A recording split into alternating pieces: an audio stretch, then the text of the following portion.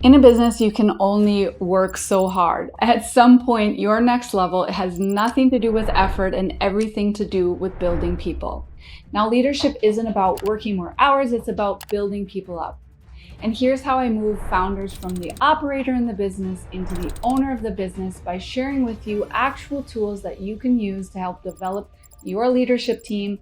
Of course, all designed for freedom and for profits in your business. Now, after getting crystal clear, we have a very clear snapshot of where we are taking the business and where we are headed with this company. The next step is developing your leadership team.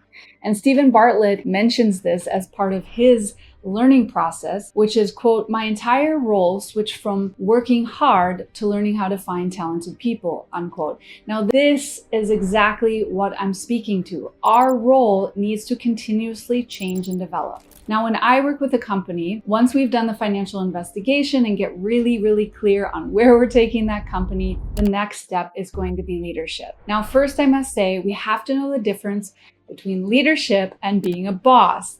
Now, there are plenty of bosses in this world. We don't need more of those. We need more leaders. And leadership takes vision and execution. Now, being a boss is more managerial, right? They're usually only focused on the execution of things. But a leader, they really create the structures so that people can thrive at all levels. So let's break this down. Now, first, we focus on the accountability chart. This chart is who is responsible and accountable for what role, not just today, but also where we're taking the company. It gives us future pacing as well. And most companies grow messy.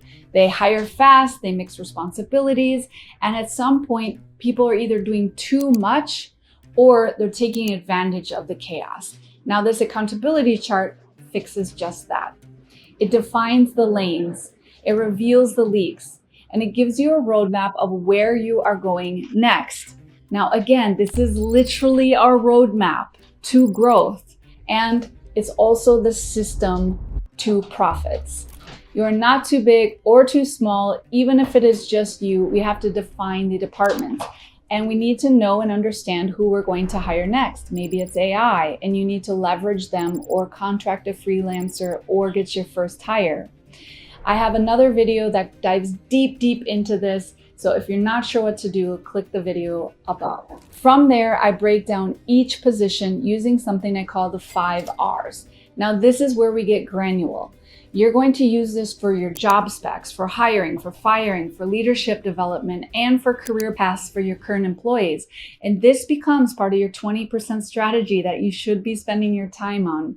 And this is incredibly useful, again, not only today, but to where you're taking the company. So make sure you do this exercise. The first one is results. This is what the success actually looks like in the role. And then we have the requirements, the skills, experience, degrees, or licenses needed. Maybe it's a work permit, whatever it needs, you list it here. The responsibilities, these are the actual duties performed weekly that drive results. This is where a lot of people do the majority of the job spec, but we want to add these other 4 R's in as well.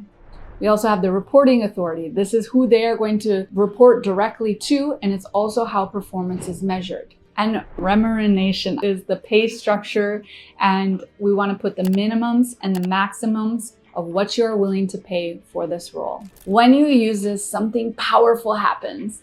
High performers start thriving because they know what's expected of them.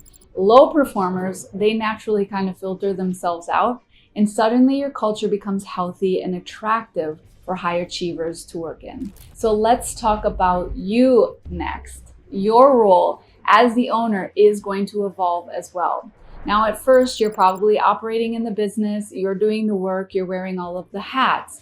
Then you move into training. You get out of what's in your head and you transfer this knowledge to your team. And then comes the shift. This is where you need to start leading the leaders or training leadership to become leaders. And eventually, this allows you to remove yourself from the daily operations altogether and work on the high-level strategy work. Now, if you stay hands-on because you absolutely love your craft, maybe you're a chef or you're a hairstylist and you want to stay in the field, a designer of some sort, an architect, a lawyer, we see this a lot, that's fine, but just know and understand that there will be a ceiling for your growth. And still practicing what I'm teaching here around the leadership principles will still make the business run much smoother and have a positive culture because communications and expectations are much more clear. Now, once your structures are in place, the next part is the rhythm. I organize my companies around what I call productive meetings. Far too often, and maybe you've experienced this, teams either don't meet enough, and so there's lost in translation, or they have meetings about meetings about meetings, right? We want to have productive meetings, short daily check-ins. We will need weekly accountability sessions for your leadership team and for your staff. Then we have reviews on calendar. It can be from monthly to quarterly, but all of these are going to be focused on results and not opinions. The rhythm keeps everyone aligned, it keeps them focused, and it keeps them moving forward all in the same direction. You can find my resources in the link below for more clarity on this. Out of everything that I have done in business, developing people has been the most rewarding and the most satisfying work that I have done. Because watching people grow and leading them to become more successful, financially, and even unlocking their creativity, this has been my favorite part.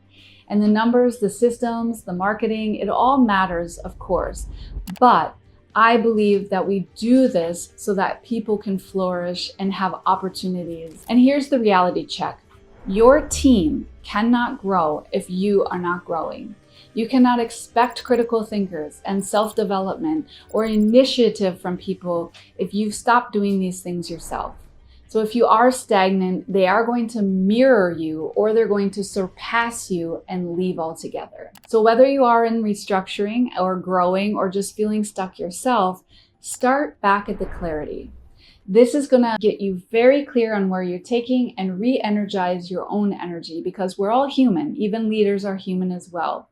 So the clarity is going to be able to be that creative unlock for you. Then we develop the people, and then we move into execution and develop the systems all designed for freedom and profits, leveraging the leadership. So if you found this helpful, you can reach out, you can subscribe, or click the link below for more education on real-world business strategies. And remember, business is both art and science. Some formulas are proven, but the magic comes when you trust yourself.